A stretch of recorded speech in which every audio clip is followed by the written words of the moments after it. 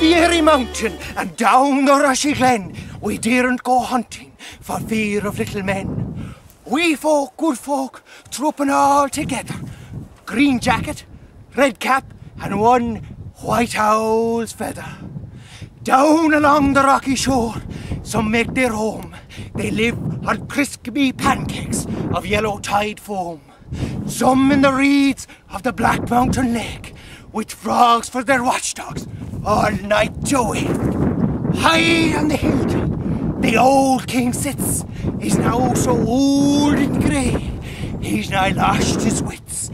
On a bed of white mist, Columkill he crosses, on his stately journeys from Schlievely to Rosses, a going up with music on cool starry nights to sup with the queen of the gay northern lights.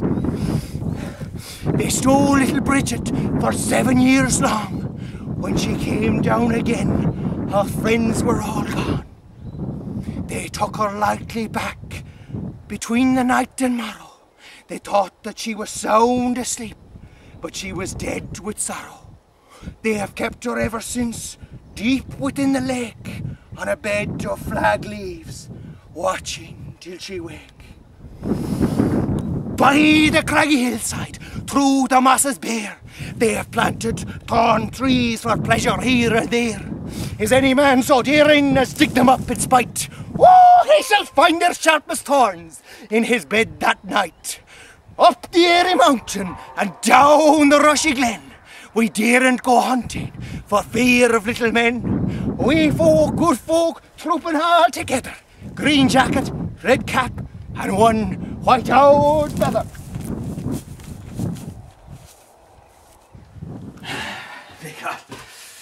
Well,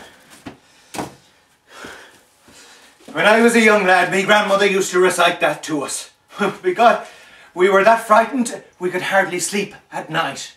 Oh, me grandmother was a terrible woman for the fairies. She'd say, no matter what one doubts, one never doubts the fairies, for they stand to reason.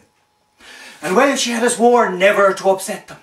And right she was too. Oh, me grandmother told me an awful story when she was a young girl. Aye, and it's a bad thing to displeasure the gentry, sure enough. They can be unfriendly if they're angered, and they can be the very best of good neighbours if they're treated kindly. I was alone one time in the house with a big pot of water boiling on the fire, and one of the wee folk fell down the chimney and slipped with his leg in the pot of boiling water. He let a terrible squeal out of him, and in a minute the whole house was full of wee craters, pulling him out of the pot and carrying him across the floor. Did she scald you? Me granny heard one of them saying to him. No, it was me own self, scalded meself. Oh, the wee fella.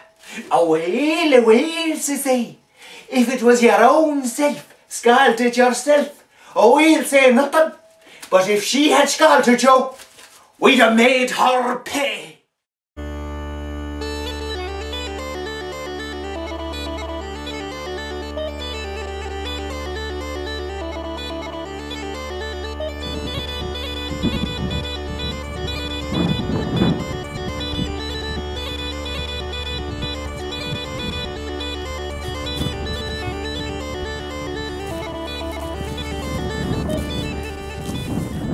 Up the airy mountains and down the rushy glen, we daren't go hunting for fear of little men.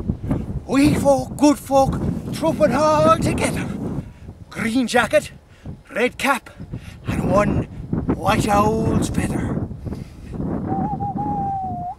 Down along the rushy glen,